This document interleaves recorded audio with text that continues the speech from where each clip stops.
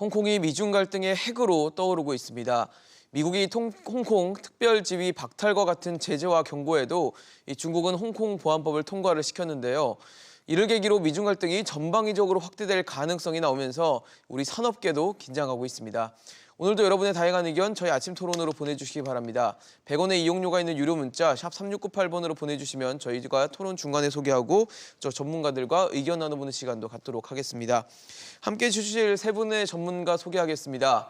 가톨릭대 경제학부 양준석 교수, 성균관대 중국대학원 안유화 교수, 그리고 박연미 경제평론가 나오셨습니다. 어서 오십시오. 안녕하세요. 미중 갈등이 어제 오늘 일은 아닙니다. 계속 오래된 얘기이긴 한데 다시 또 고조되는 분위기가 조성이 되고 있습니다. 평론가님, 지금 간밤에 뉴욕 증시는 이 갈등 소식에 영향을 좀 받았나요? 괜찮았어요. 생각보다 그래요? 다우가 0.85% 올랐습니다. 네. S&P는 1.54, 나스닥은 1.87% 올라갔는데 네. 여러 가지 악재는 이제 상수로 두고 경제 지표가 생각보다 좋았다. 이쪽에 포커스를 두고 있는데요. 사실 증시가 정상적으로 평가할 수 있는 상황은 아닙니다. 미국의 기업 실적이 올해 한 40% 정도 줄어들 것으로 보이는데 주가가 랠리를 보인다는 건 결국 아메리카 동학개미 플러스 엄청난 유동성이 장을 끌어올리고 있다. 그 얘기는 언제 떨어질지 모른다. 그 얘기의 다른 말이 될 수도 있겠죠. 양 교수님 보시기에도 어떠세요? 지금 미국은 지금 코로나도 재확산이 되는 국면에 있고 미중 갈등도 지금 어쨌든 심화되는 국면에 있어서 이게 증시에 영향을 줄 거라는 전망도 있었을 수 있을 것 같거든요. 지금 중국 얘기하시는 말씀이시죠? 예. 중국이 아직까지는 영향을 안 주는 이유 중에 하나가 뭐냐 하면은 지금 구체적으로 어떤 조치를 취하는지 그게 아직 확실하지 않은 것 같습니다. 지금 홍콩의 특혜를 뺀다고는 했지만은 그거는 일단은 홍콩에만 적용되는 거니까 중국에 대해서 어떤 조치를 취할지는 아직까지 그렇게 크게 나오진 않았거든요. 그리고 홍콩이 미국의 15대 수출지 하나에 들어가긴 하지만은 그렇지만은 수출 중에서 차지하는 부분이 한 2.2%밖에 안 되고 안 되니까 그러니까 아직까지는 지금 어떻게 그 중국에 대한 그 직접적인 중국에 대한 그 어떤 대처하는지 그것을 지금 이제 보면서 할 것 같고요.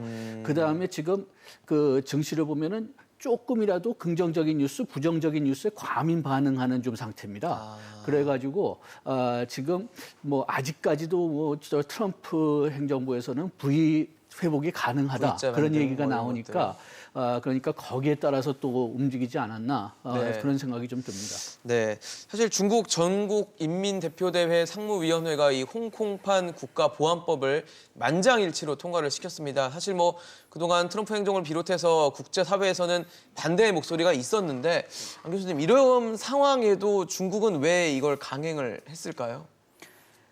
사실 작년에 범죄자 인도 송환에 실패했잖아요. 시위가 굉장히 격렬하게 됐고 많은 파괴도 생겼고 도시 전체 질서나 이런 면에서 그래서 중국에서는 이러한 시위 뒤에는 미국이 있다고 보는 거죠.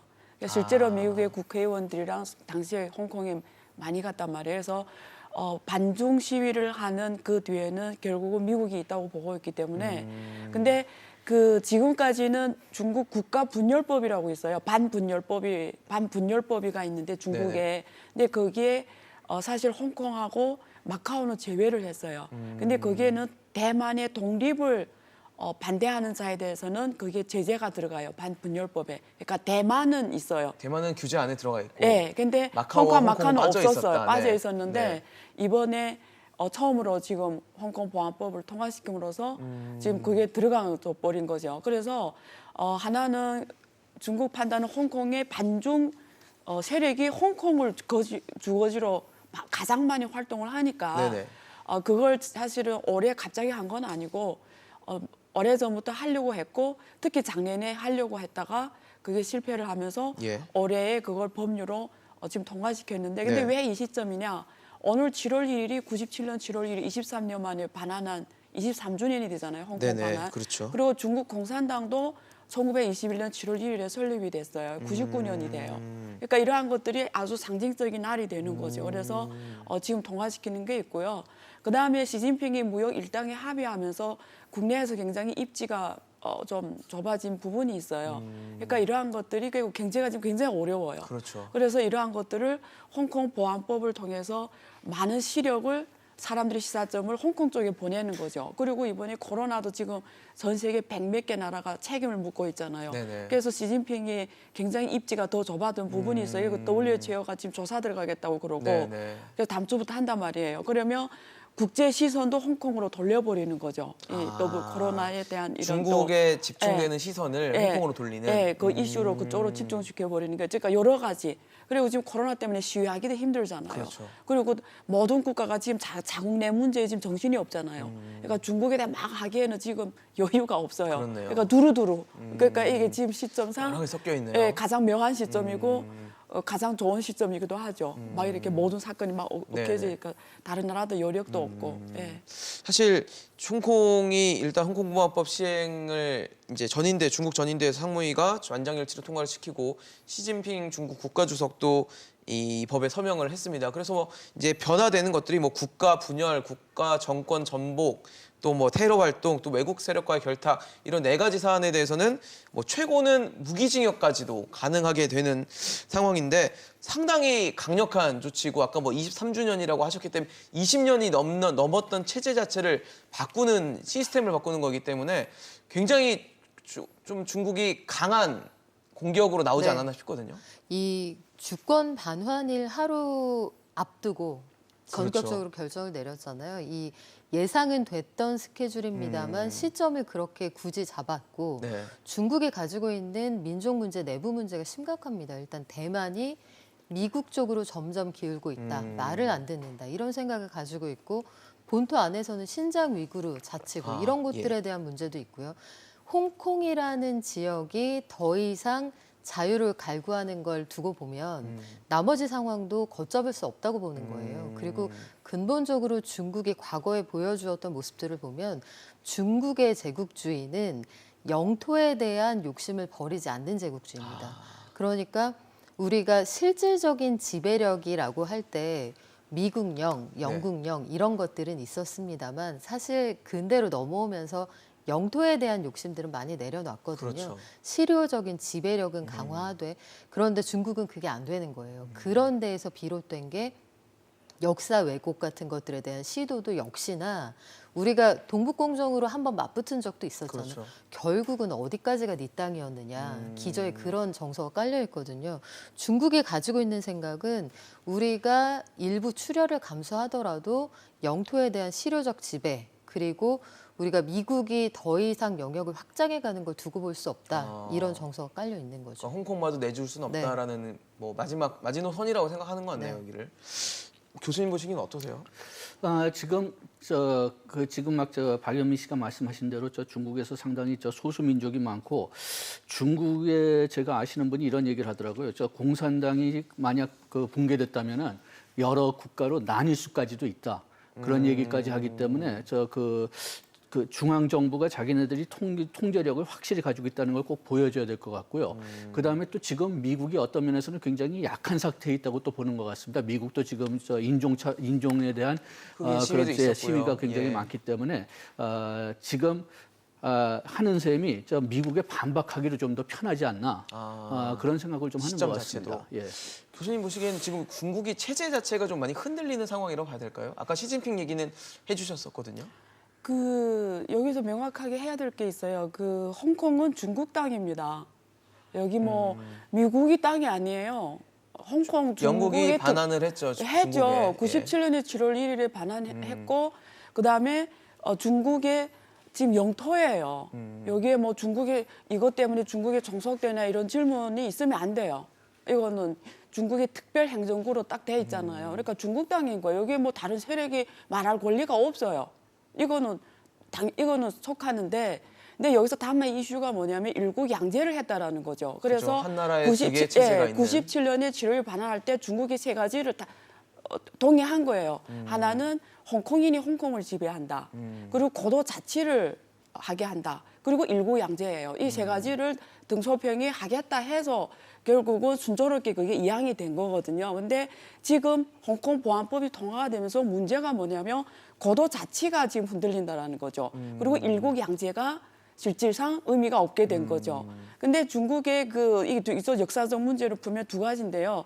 이거는 미국도 책임이 있어요. 미국이 왜 그러냐면 49년에 중화민공화국이 지금의 중국을 만들었잖아요. 예. 그래서 70년대 된 닉슨 대통령이 중국을 방문하면서 대만이 중화민국 만약에 미국이 그렇게 자유민주주의 체제를 존중하는 국가였으면 대만을 중국 역사의 주체로서 인정을 해줘야 되는데 대만을 없애고 수교 안 하고 중화인민공화국가 한 거예요. 네네. 그래서 중국을 인정한 거거든요. 이게 첫 번째고. 그러니까 중국 역사의 전통 계승자로서 중화인민공화국을 인정했지 대만을 인정 안 했잖아요. 그게 예, 예. 70년대 수교였어요. 미국하고 중국과의 수교.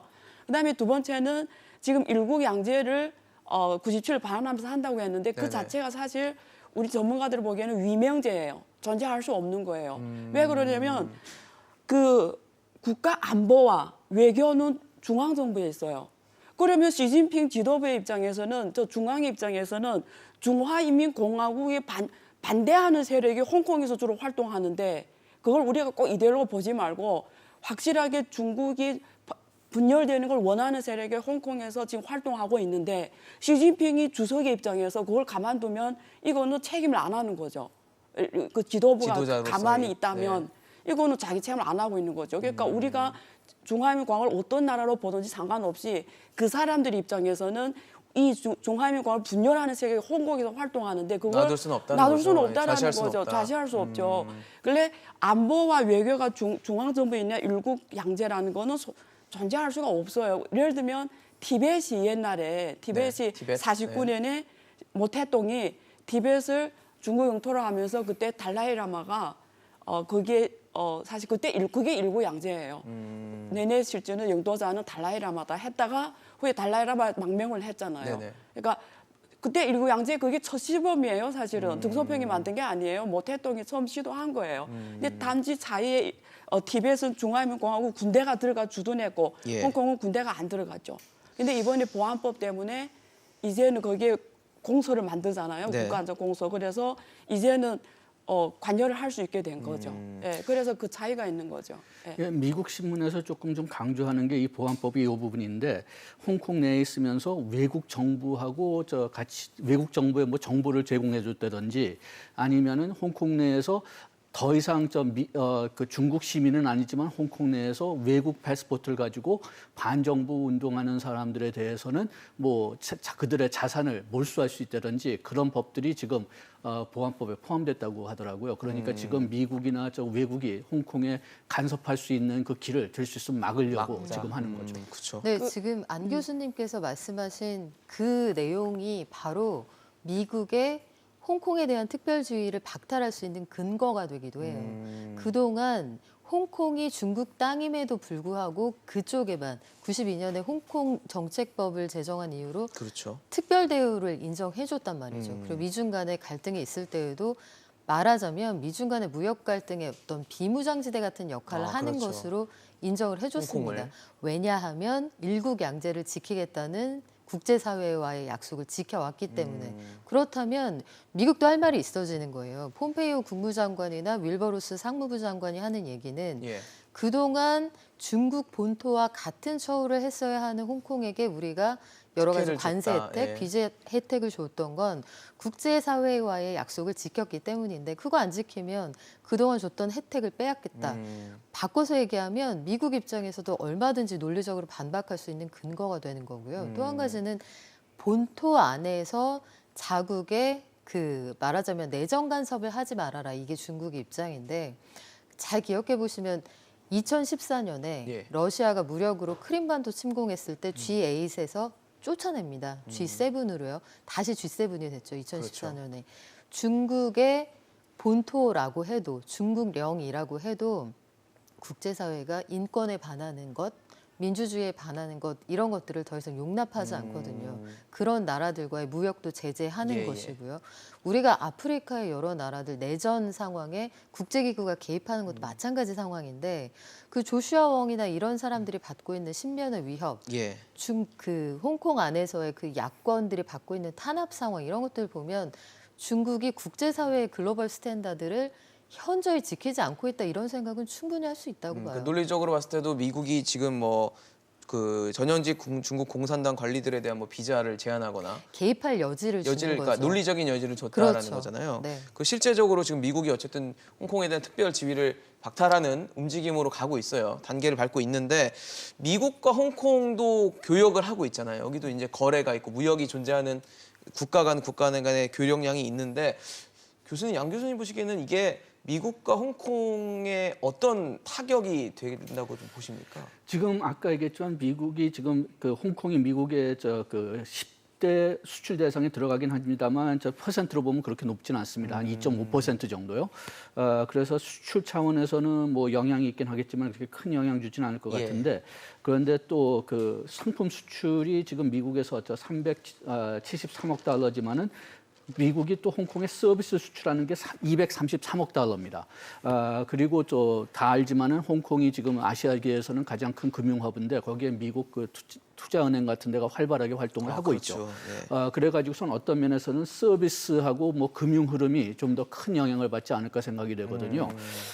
그리고 그 미국이 홍콩에 지금 한 825억 달러의 FDI를 하고 있는데 뭐 금융 지주 회사나 뭐 도매 유통이나 제조업 같은 데서 하고 예. 있는데 그런데 역시 그런 미국 기업들이 또 그 홍콩을 통해서 또 간접적으로 중국으로 들어가기도 하고 그러니까 어떤 면에서는 홍콩 자체도 문제가 되지만은 그 홍콩을 통해서 홍콩을 통해서 가는 게 중국으로 들어가는 거 훨씬 쉽게 하고 있거든요. 네네네. 그런데 그거를 또 이제 막아놓는 제한을 받는 그런 역할을 하는 거죠. 사실 말씀해 주신 것처럼 미국 기업의 한 1,300여 개가 지금 홍콩에 뭐 진출해 있다고 하고 또 800여 개가 본사나 지역 거점으로 이 홍콩이라는 지역을 활용을 하고 있다라는 추정이 되는데 이번에 특별지위가 박탈되면 반대로 미국이 특별지위를 박탈을 네. 했지만 미국 기업이 타격을 입는 상황은 벌어지지 않는 건가요? 일어날 수 있죠. 충분히. 우리가 과거에 그 사드 배치하고 롯데가 결국 철수하는 상황이 그렇죠. 벌어졌잖아요. 예. 충분히 보복의 가능성이 있다고 봅니다. 그런데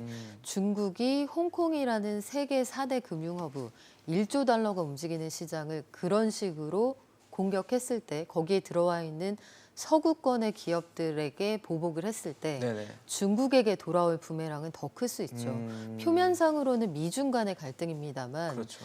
탈중국, 반중국 정서가 광범위하게 확산되고 있거든요. 더구나 지금 중국이 가지고 있는 여러 가지 그 전략적 자산 중에 가장 큰 게 IT 기술이란 네, 말이에요. 맞습니다. 통신 장비 시장에서 세계 1위인 화웨이, 그리고 중兴통신 이런 곳들을 미국 정부가 가뜩이나 눈여겨보고 있는데 반중국, 네. 반탈중국 이런 흐름이 서구권으로 확대가 되면 결국은 중국과 무역하기 어렵다. 중국이 특히 강점을 가지고 있는 세계 1위 기술을 우리는 쓰지 않겠다. 이런 흐름이 나타날 수 있어서 아마 미국 기업도 타격이 있겠습니다만 네. 중국이 섣불리 움직이기는 쉽지 않을 겁니다. 그러니까 중국도 섣불리 움직이기 어려운 상황으로 네. 전개될 것이다라는 전망을 해주셨는데 사실 홍콩이 특별지위를 받아오면서 여러 가지 수혜를 좀 많이 받았었습니다. 그동안. 그러면서 뭐 미국 달러랑 홍콩 달러 간의 자유로운 교환도 그동안 가능했었고 이 환율도 그 유지를 하면서 일정 비율로 유지를 했었죠. 7.75에서 7.85 달러였나요? 이렇게 해서 유지를 하면서 홍콩이 이제 아시아 금융 허브라는 타이틀을 달게끔 해주는 뭐 역할을 분명히 그 혜택이 했었는데 중국의 입장에서는 홍콩이 만약에 이 금융 허브의 지위를 잃게 된다라고 했을 때 그래도 괜찮다라는 판단을 했을까요? 그러니까 이런 거예요. 그러니까 일단 그 홍콩이 보안법 때문에 여러 가지 경제적 지위나 정치적 이미지나 여러 가지 타격받으면 가장 손해 보는 건 홍콩 시민들이고요. 그럼요. 두 번째는 네. 중국이고요. 세 번째는 미국입니다. 미국이 제일 흑자를 남긴 300억 달러 넘는 흑자를 홍콩에서 남기고 있고, 예. 그다음에 그 지금 이게 미국의 입장에서 홍콩이 그 최우대국 혜택 대우가 B등급이에요. 중국이 D등급이고요. 그러니까 무슨 말하면 D는 적대국한테 주는 대우예요.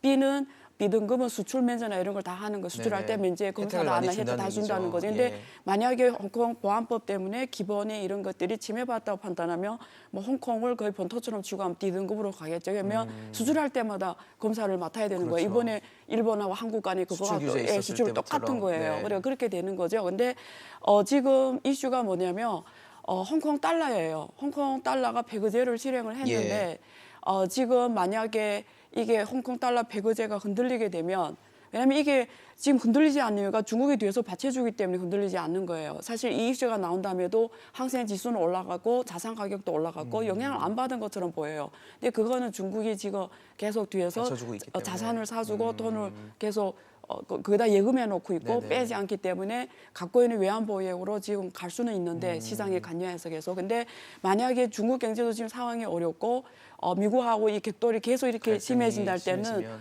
홍콩 달러 배급제가 흔들릴 경우에는 그렇죠. 이거는 한국 기업뿐만 아니라 전 세계 모든 기업들한테 굉장한 충격이 되는 거죠. 이게 금융시장의 하나의 핵으로 될 수가 있는 거죠. 그럼 결과적으로 위기의 홍콩이 핵이, 예. 아시아 금융 허브의 지위를 잃을 수도 있겠네요. 예, 그래서 중국이 지금 생각한 대안이 그게 지금 홍콩이 두 가지가 동방명주로서 역할을 굉장히 주목받고 있었는데 하나는 자유무역항. 네네. 그러니까 들어가고 나가게 다 관세가 거의 없죠. 지금 미국은 한 3.5%. 근데 만약에 저게 잃어버리면 앞으로 7.5에서 25% 매긴다는 거잖아요. 네네. 근데 그게 좋았다는 거고 그리고 위안화 허브, 금융 허브였죠. 국제 금융 네네네. 허브. 근데 그걸 지금 중국이 어떻게 하려면 자유무역항에서 역할을 해남도에다 옮기겠다라는 거예요. 해남도를 지금 자유무역항으로 지정을 했어요.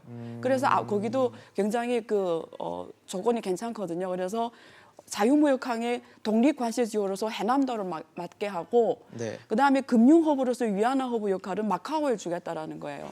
그러니까 이게 중국의 의도대로 앞으로 갈 것이냐는 일수인데 네네. 지금 상황은 저는 개인적으로는 부정적으로 봐요. 근데 왜냐하면 홍콩이 그 지리적 위치나 거기 인재풀, 영어가 잘 통하고 그렇죠. 여러 가지 그다음에 이미 다 조성이 IT라든가 돼 있잖아요. 기술이나 예. 모든 것들이 이런 걸 대체할 수 있는 지역이 지금 동북아에는 없어요. 지금 뭐 동경 말하고 서울 말하는데 사실은 비교할 수가 홍콩만 없어요. 한 데가 예, 없다는 없어요. 거죠. 그래서 예. 당분간 어려울 것 같아요. 근데 그 말씀하신 네. 하이난이잖아요. 네, 해남도라. 네, 네. 하이난도 그 역할을 하기는 좀 어려워 보이신다는 근데 이렇죠. 거잖아요. 지금 거기를 어떻게 하냐면 독립 관세 지역으로 해서 다 면세를 하는 거예요. 그러면 지금 만약에 미국 중심으로 해서 서방 세계가 중국의 이런 인권 문제라든가 이런 걸 태클로 끌면 해남도를 해도 안 가겠죠. 그렇죠. 예를 들면. 근데 조건은 되게 좋아요. 예를 들면 외국 기업이 거기서 기업을 설립해서 중국에 수출할 경우는 모든 게 다 면세예요. 조건은 되게 좋아요. 근데 만약에 그러니까 이런 거예요. 서방 세계가 돈이 중요하냐 아니면 이념이 중요하냐의 문제예요. 근데 가치를 좀 판단해야 되네요. 네, 가치가 중요하지 않고 실질적 이익이 실리가 중요하며 해남도도 있겠네요. 활용하겠죠. 근데 확실한 건 중국 사람이 가장 많이 갈 거예요. 중국 사람. 왜냐면 중국 사람이 그렇겠죠. 면세품을 좋아하니까. 네. 그래서 그거는 면세 지역으로서는 엄청 어려울 거예요. 근데 그게 금융 허브로 될 것이냐. 그렇죠. 뭐 특히 마카오는 너무 작잖아요. 네, 인재도 작죠. 없고 예. 뭐 풀도 없고 무역 베이스도 없고 그래서 금융 허브로서는 대체하기 힘들어요. 바로 그것 때문에 네. 지금 중국이 이런 조치를 지금 했을지도 모르겠는데요. 그 홍콩이 지금 단기적, 중기적으로는 대안이 없어요. 홍콩을 대체할 지역이 대체할 수 없다? 있는 지역이 가장 가까운 게 싱가포르지만은 그렇죠. 그렇지만은 뭐 실질적으로는 지금보다 마치 그렇게 뭐 많이 움직이지는 않을 것 같아요. 지금 브렉시트 때문에 런던이 금융센터로는 죽지 않지만 일부 업무는 그냥 뭐 프랑스나 독일로 옮긴 거 비슷하게 네네. 아마 홍콩이 이런 조치를 했어도 그래도 다른 나라들보다는 더 낫다. 그래가지고선 홍콩이 금융허브로 단기적, 중기적으로는 예. 계속 유지될 거고 장기적으로는 문제가 있을지 모르겠지만 장기적으로는 뭐 샹하이로 옮기든 마카오로 옮기든 네. 그런 대체 방법이 보이는 거죠. 그러면 말씀하신 싱가포르는 뭐 대체 국가로 좀 보기 어려운 글쎄요, 상황인가요? 뭐 주변에 대만이나 싱가포르로 나눠서 나갈 수 있다. 예, 뭐 돈은 그런 얘기들이 싱가포르로 나가고 인재는 대만으로 갈 수 있다. 이런 얘기가 나옵니다만 실질적으로 말씀하신 것처럼 홍콩과 같은 인프라를 갖춘 곳이 많이 없는데 문제는 최근 들어서 홍콩에서 보여주고 있는 이 혼란상이 네네. 우리가 예상했던 수준을 넘어선단 말이에요. 그리고 중국의 정규군이 그 사격 연습하는 영상 이런 것들 계속 보여주고 있잖아요. 네네. 일종의 그 무력 시위 같은 시위죠. 것들인데 이런 것들을 2020년에 글로벌 스탠다드 이게 맞는 얘기냐. 그러니까 자국에서 내가 우리 땅에서 우리의 거버넌스를 강조하는 것이라고 하기에는 네. 지나치게 나가는 측면이 있단 말이에요. 여러 가지 증언들을 봐도 그렇고 사람들이 꽤 많이 실종됐다거나 제야 인사들을 탄압하고 있다 이런 얘기가 계속 나오고 있기 때문에 돈은 불안하면 빠져나갑니다. 그렇죠. 홍콩이 가지고 있는 인프라가 굉장히 좋고 그동안 영국령 안에서 사실 굉장히 자유롭게 네. 그 거래도 가능했고. 아름답게 유지가 되어 왔던 그런 체제거든요. 홍콩의 저 아름다운 지역들이 완전히 폐허가 되고 무너지고 저 불길이 솟아오르는 그러게요. 저런 장면을 보면 과거에 우리가 봤던 홍콩이 아니란 말이에요. 요즘에는 저 그림이 굉장히 저희한테는 익숙할 정도로 네. 많이 빈번하게 일어났는데 과거의 홍콩 이미지는 이 이미지가 아니었거든요. 사실. 10년 전만 해도 홍콩에 가보면 약간 미래 도시 같은 맞아요. 느낌. 고층 빌딩으로 정말 돼 있고. 그렇죠. 물론 그 안에도 뭐 작은 곳, 빈부격차 다 있죠. 이런 문제가 있었습니다만 자유롭게 무역하고 금융 거래가 이루어지는 곳 그것의 이미지였는데 그 이미지를 상실한 홍콩이 과연 과거와 같이 매력이 있을 것인가? 그 역할을 할 것인가? 저는 세무예요. 그래서 지금 뭐 말씀하신 하이난 아니면 뭐 싱가포르 여러 가지 지역들을 대체 국가로 거론이 되긴 하지만 뭐 말씀들을 다 종합을 해보면 홍콩만한 곳은 없다라는 게 현재 상황인 것 같아요. 근데 그러면 중국 입장에서는 홍콩이 이렇게 타격을 입을 수밖에 없는 상황에서 중국이 꺼낼 수 있는 카드는 뭘까라는 고민을 해보면 중국이 아무래도 전 세계에서 가장 많이 이 히토류를 생산하는 국가이고 81%라는 생산량을 차지하고 있기 때문에 혹시 뭐 미국의 압박에 대해서 보복성으로 중국이 이제 뭐 히토류 카드 이거를 꺼낼 가능성에 대해서는 어떻게 보십니까?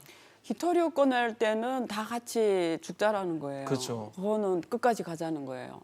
정말 그렇죠. 네, 네, 왜냐면 아주 극단적인 히토류 카드니까. 원자료잖아요. 네. 근데 중국은 또 미국의 이런 칩을 쓰잖아요. 시스템 그 설계부터 시작해서 그렇죠. 다 쓴단 말이에요. 이번 또 반도체 이런 데 들어가는 거니까요. 그렇죠. 그 반도체 밸류 체인에 있는 거잖아요. 그게 원자료에서 들어가는 거고 네. 근데 그러면 그 밸류체인을 끊겠다는 거죠. 끊겠다는 거잖아요. 그러면 미국이 가만히 있겠어? 그럼 칩을 모두 다 공급 중단하면 화웨이나 중국 반도체 업체를 그 즉시 망하는 거죠. 그렇죠. 그 즉시 스톱이 돼. JT가 왜 손을 들었겠어요? 왜냐하면 중국은 반도체 거의 대부분이 해외 의존하거든요. 네네. 국내산 자국 의존도가 되는 상품이 별로 없어요. 다 10% 이내예요.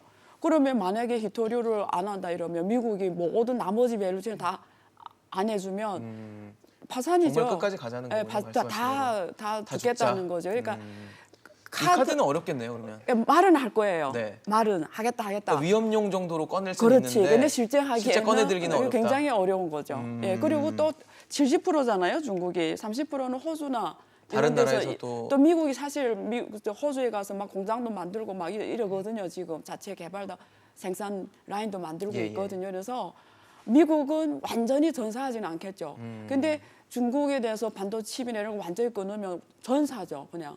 그렇죠. 죽죠, 의존도가 그냥. 높으니까. 예, 그러니까 한계가 있지 않냐. 예. 그 사실 히토류 카드를 뭐 꺼내지 않더라도 사실 네. 최근에 미국과 중국 관계가 뭐 좋지는 않은 상황이에요.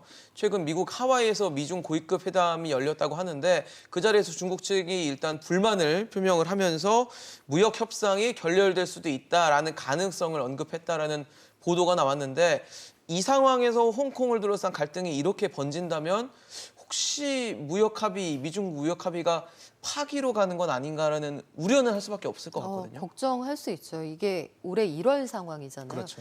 1단계 합의였습니다. 맞습니다. 물리기로 했던 추가 관세를 안 물린다. 그러니까 정확히 말씀드리면 철회한다가 아니라 관세를 지연, 추가로 물리는 걸 유예한다였잖아요. 그렇죠. 유예죠. 그렇다면 언제든 다시 물릴 수 있다는 건데 이 상황은 결국은 미국의 정치 지형하고 맞물릴 수밖에 없을 것 같아요. 지금 미국의 코로나19 사태가 어떻게 될 거냐. 보다 근본적으로는 중국이 미국보다 만에 하나 그 코로나19 백신을 먼저 개발한다.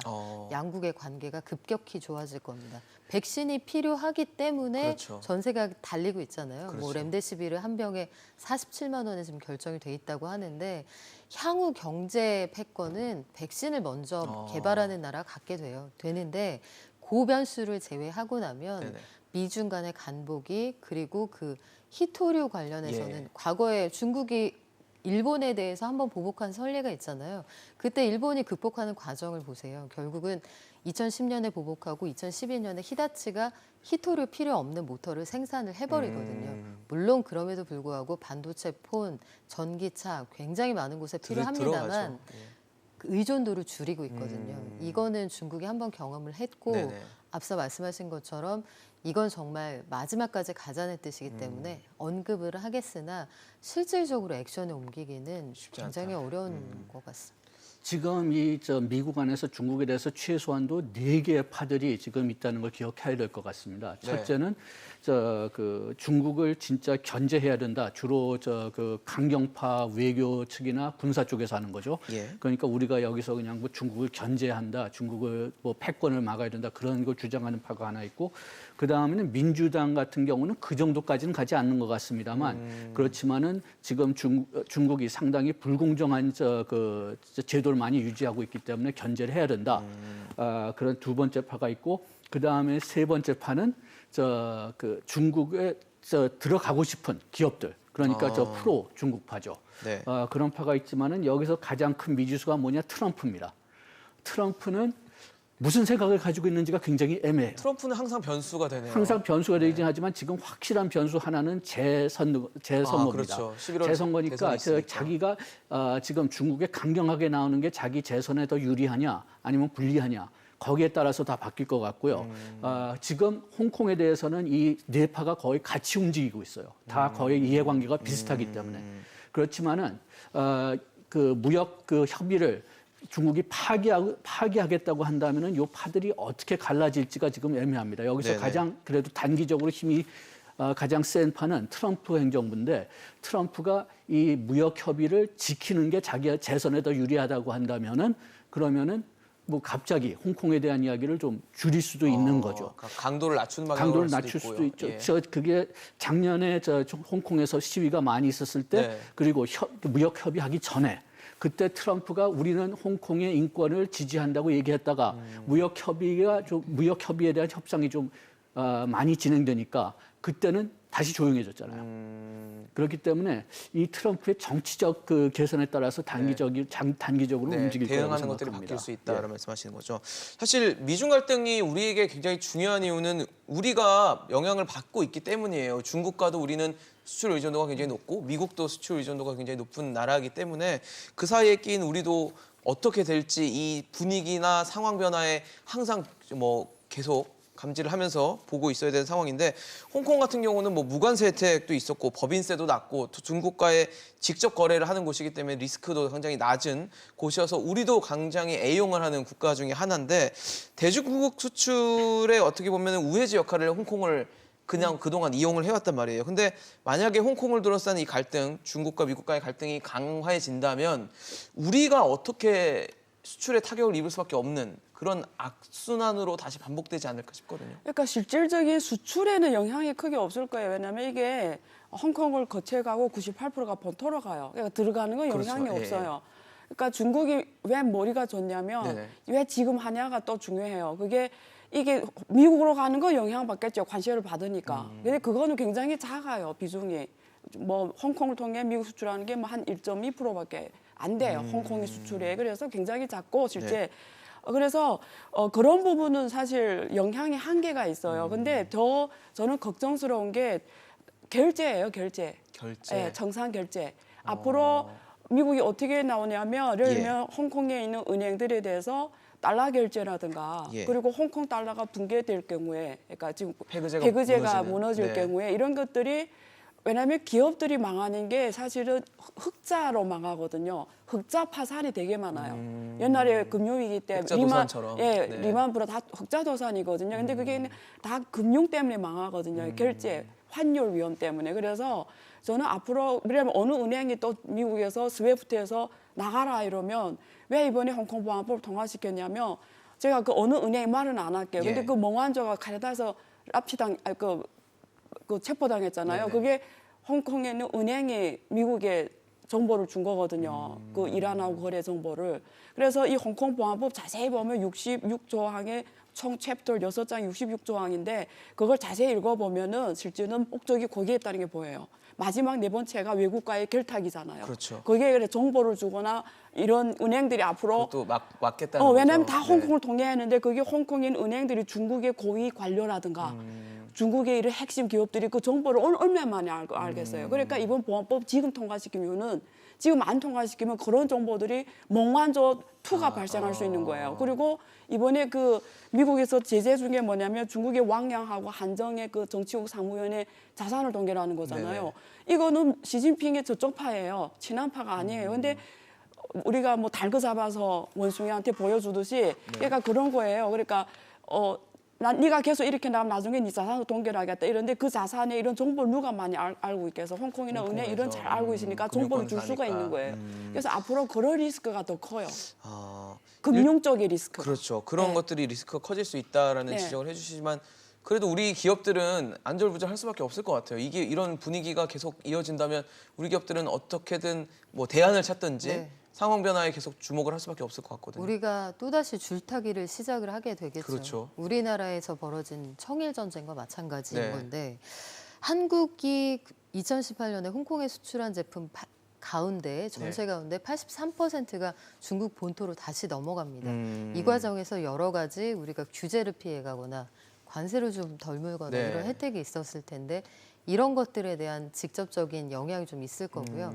만약에 미국과 중국이 점점 사이가 멀어져서 중국 제품의 글로벌 수출길이 더욱더 막히게 된다. 막힌다면. 그렇게 되면 중국이 우리나라 전체 반도체 생산량의 40%를 갖다 쓰는 나라잖아요. 네네. 그 하이닉스 같은 경우에는 전체 절반 이상이 중국에서 매출이 나오고요. 화웨이라는 한 개 기업이 삼성전자 5대 매출처 중에 하나입니다.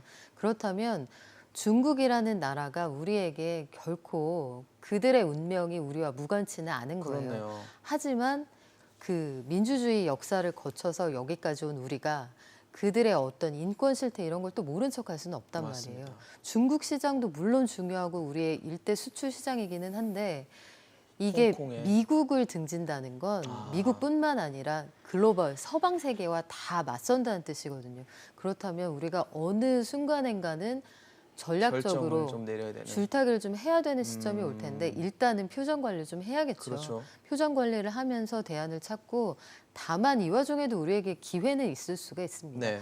화웨이, 에릭슨, 노키아 이 세 개 업체가 3등분하고 있었던 이동통신 시장이 5G 시장에서는 화웨이, 삼성전자 2파전이거든요. 그렇다면 요때에 그 언택트 경제가 활성화되고 있는 요때에는 우리가 5G 선점을 좀 노려볼 수 있죠. 화웨이 이동통신 장비 못 믿겠다 이런 분위기 속에서는 네. 이게 굉장한 리스크지만 또한 기회가 될 수도 있습니다. 이게 다시 그 위기하고 기회에 동시되는 걸 좀 강조하고 싶은데요. 중국이 그렇게 그 IT 생산을 좀 줄여가지고 우리나라 반도체 수출이 줄 수 있지만은 네. 어딘가서는 그 IT 상품을 생산할 겁니다. 그렇겠죠. 어디가는 그렇게 네. 생산할 거니까 그러면은 간 나라에 우리가 반도체를 수출하면 되는데 그만큼 우리나라 기업들의 발길이 빨라야 돼요. 그렇네요. 그런데 좀 걱정되는 게 뭐냐? 과거 같은 경우를 본다면은 솔직히 얘기해서 우리 기업들이 특히 중소기업들이 그렇게 발길이 빠르지 않습니다. 그래가지고선 좀 재빨리 움직여야 될 때 재빨리 움직이지 못해가지고선 우리가 피해를 받을 가능성은 좀 충분히 있다고 봐요.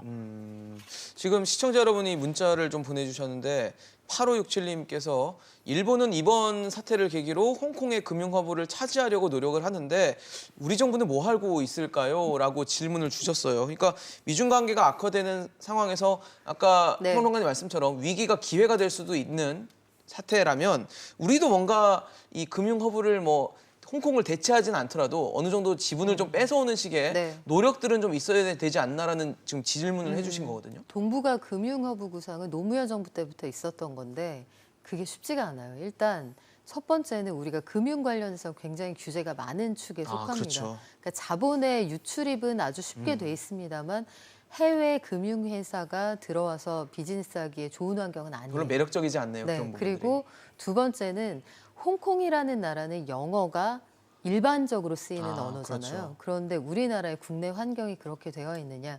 그렇지 않고요. 지금 그래픽으로 보여드리고 있는데 서울의 금융 경쟁력이 2015년까지만 6위나 해도 됐었네요. 10위 안에 들어 있었거든요. 그런데 두 자릿수를 계속 유지하고 있고 지금 30위권 밖에 나갔는데요. 네, 33위까지 돼 있으니까 사실은 우리가 가까운 도쿄하고 경쟁을 해도 도쿄가 지금 세계 3위 정도 됩니다. 우리가 굉장히 좀 격차가 멀어져 있는 상황이죠. 네, 또 그 어저께 이 순위를 좀 들춰봤는데요. 예. 좀 재미있는 그 통계가 뭐냐 하면은 지금 홍콩이 여기서 6위로 나왔거든요. 네네. 그런데 상하이가 4위로 나왔습니다. 물론 이번에 또 보안법이 바뀌면서 또 어떻게 방향될지 예, 모르겠지만 그 전이지만. 상하이가 4위로 나왔고 베이징이 7위로 나왔고 그다음에 셴젠이 11위, 광저우가 18위 나왔어요. 그런데 지금 막 저 스크린에서 보셨지만은 우리나라는 33위입니다. 그러니까 오히려 중국 본토에 갈 가능성이 더 크다는 거예요. 사실 지금 뭐 저희가 리쇼링이라고 네. 유성 기업들 어떻게 유치해야 된다, 그거 할 때 뭐 규제를 풀어야 된다 이런 얘기 많이 하는데 네. 안 교수님 보시기에 어떠세요? 우리가 지금 금융 허브로서의 역할을 하면 역할이 좀 충분하게 돼 있지 않다라는 생각이 들거든요. 저는 이렇게 생각해요. 저는 사실 이걸 한 10몇 년 넘게 연구를 했어요. 그리고 실제 국가 프로젝트 PM도 해왔고요. 네네. 그래서 가장 많이 했고요. 그래서 그 위안화 허브로서 충분히 가능해요. 한국 위안 시장에 과거에는 달러하고 원화밖에 없다가 지금 위안화하고 원화 시장이 있거든요. 그리고 상해에도 원화 위안화 시장이 그게 박근혜 정부 때 시진핑이 방문하면서 한국이 위안화 허브로서의 그걸 준 거예요. 그래서 지금 홍콩의 역할이 위안화 허브거든요. 네네. 그래서 그 위안화 허브를 한국이 할 수가 있어요. 왜냐면 제가 구체적 사례를 들면 한국의 코스피의 옵션이라든가 이런 발생 상품의 거래량이 굉장히 세계 1위였어요, 과거. 그래서 세계에서 발생 상품이면 한국이 발생 강국이었어요. 그게 왜 그러냐?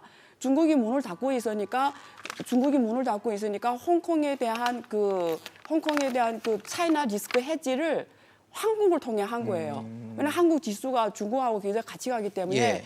중국은 못 하잖아, 시장이 안 열리니까. 그래서 한국을 통해서 공매도 세력이 한국을 해지 시장으로 이용하는 거예요. 근데 그런 면에서 한국은 파생 상품 시장으로서 굉장히 잠재력이 있어요. 단지 여기서 고쳐야 될 게 뭐냐면 한국 국회의원이라든가 우리 일반 사람들의 의식에 한국이 될 수 있다는 생각을 가져야 되고요. 두 번째는 외환제도하고 세금제도를 수정해야 돼요. 아, 그렇죠. 왜냐하면 채권을 투자한다고 할 때 한국은 아이디별로 세금을 받아요. 그런데 국제 펀드들은 그 뒤에 구체적인 사람 누군지 몰라요. 펀드 베이스로 받아야 되거든요. 근데 한국에 들어와서 채권시장에 투자하면 그 뒤에 있는 사람을 다 말을 해야 돼요. 예. 아이디별로 받아야 되니까. 그렇죠. 근데 그게 국제의 그런 투자들은 자기가 나타나는 걸 싫어하거든요. 그러니까 이런 제도들이 많아요. 근데 이런 걸 없애면 한국이 충분히 할 수 있어요. 왜냐하면 왜 할 수 있냐면 허브가 되려면 중국과의 경제 관계가 무역 베이스가 커야 돼요. 네네. 근데 여기 지금 동북아에서 한국하고 중국이 무역 베이스가 가장 크거든요. 왜 홍콩이 자유무역 항의됐고 왜 허브가 됐냐? 중국하고 무역 규모가 가장 크고 중심이었기 때문에 금융 허브가 된 거예요. 왜냐하면 금융 허브 되려면 결제가 일어나야 되는 거예요.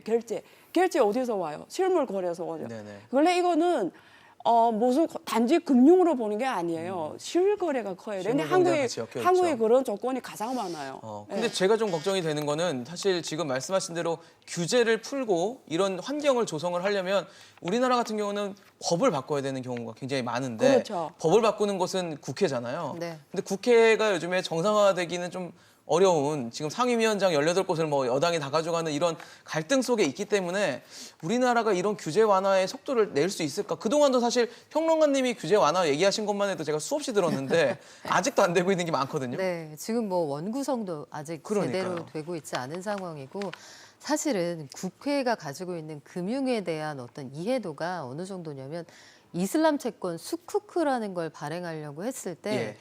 그 개신교계 의원들이 이슬람계 자본에 우리 정부가 관여하거나 우리 기업이 관여하는 건 용납할 수 없다 해서 반대하기도 했거든요. 네. 그건 그냥 돈이에요. 돈에는 눈이 없죠. 네, 그렇죠. 종교적인 의미로 그걸 해석하는 그런 상황이 불과 세계 금융위기 당시의 상황이었습니다. 그런데 일단 금융 허브에 대한 인식이 공유되기도 어렵거니와 지금 상황에서 당장 발등에 불도 못 끄고 있는데 그러네요. 3차 추경 관련해서 지금 논의도 제대로 그러게요. 못하고 있는데 큰 그림 금융허브 쉽지 않을 것 그리겠네요, 같아요. 그림은. 네, 다만 지역으로 친다고 하면 송도 이런 지역들을 우리가 특정을 해서 네. 그런 지역에 특구처럼. 타겟을 해서 특구로 만들 수는 있겠죠. 또 하나 걱정되는 것은 예. 그 국민들의 태도도 좀 많이 바뀌어야 되거든요. 이게 홍콩이나 싱가포르 같은 데 보면은 굉장히 유연적입니다. 굉장히 유연적이고 그다음에 굉장히 리스크를 많이 다루고 그런데 우리나라는 그렇게 유연적이지도 않고 리스크를 그렇게 좋아하지도 않고 예. 그래가지고 뭐 싱가포르 같은 경우는 국내 경제하고 그리고 그 국제 금융하고 어떤 면에서는 좀 벽을 만들어 놨는데요. 우리나라도 하려면은 그런 식으로 해야 되지 않을까 좀 그런 생각이 좀 들지만은 네네. 하여튼 우리나라에서 그렇게 빠른 기업들 아마 이거는 제 편견일지 모르겠지만은 아마 우리나라가 진짜 금융 리스크가 된다면은 실제로 가서 가장 적극적인 역할을 할 것은 아무래도 외국 기업들이 될 것 같습니다. 우리나라 은행들은 너무나 좀 느리기 때문에 그렇기 때문에 그렇게 적극적으로 못 나올 것 같아요. 그러면은 그걸 또 우리나라 국민들이나 우리나라 국회에서 승낙을 할 건가? 그것도 좀 염려가 됩니다. 네, 사실 지금 전 세계 시장 뭐 미중 갈등, 그다음에 홍콩 지금 국가보안법 뭐 여러 가지 많지만 가장 큰 변수이자 이슈는 코로나19입니다. 그래서 코로나19 사태가 아직도 좀처럼 진정되지 않는 상태에서의 미중 관계는 미중 갈등이라고 봐야 되겠죠. 미중 갈등은 좀 어떻게 전개될지 짧게 좀 말씀 부탁드릴게요.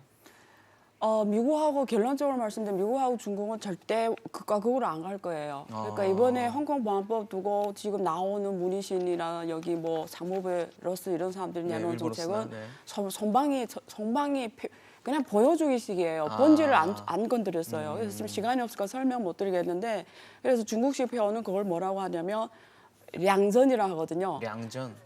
냉전, 열전은 전쟁. 네. 냉전은 옛날 구소련하고 미국처럼 아예 안 노는 거. 네네. 자기네 동생들끼리 노는 거. 네. 거래 안 하는. 근데 량전 앞에서 막 싸우는 것처럼 보이지만 실제 뒤에서는 협력하는 거예요. 그게 이번에 볼터 회고록에 그대로 나왔잖아요.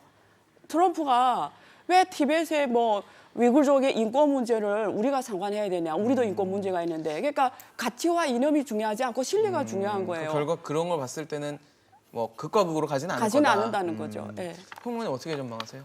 일단 11월에 미국 대선이 끝나봐야 그렇죠. 될 것 같아요. 그 전까지는 계속 서로 이 간 으름장을 보는 놓는 느낌으로. 그런 상황이 이어질 것 같고요.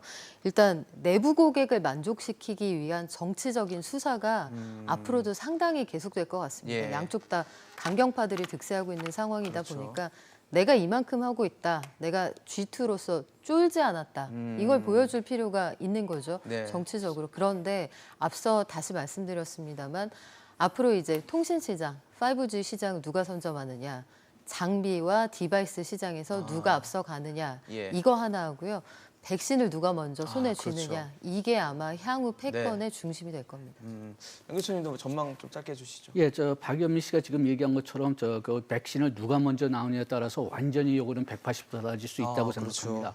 그다음에 또 두 번째 강조하고 싶은 것은 지금 트럼프 대통령 행정부하고 지금 중국하고 많이 싸우는 것처럼 보이지만은 또 아까 안 교수님이 말씀하신 것처럼 서로 협력을 하고 있지만은 또 이런 얘기도 외교계에 있더라고요. 오히려 중국이 트럼프를 선호한다. 왜냐하면은 다루기가 쉽거든요. 그냥 뭐가 주면은 그냥 따라오니까.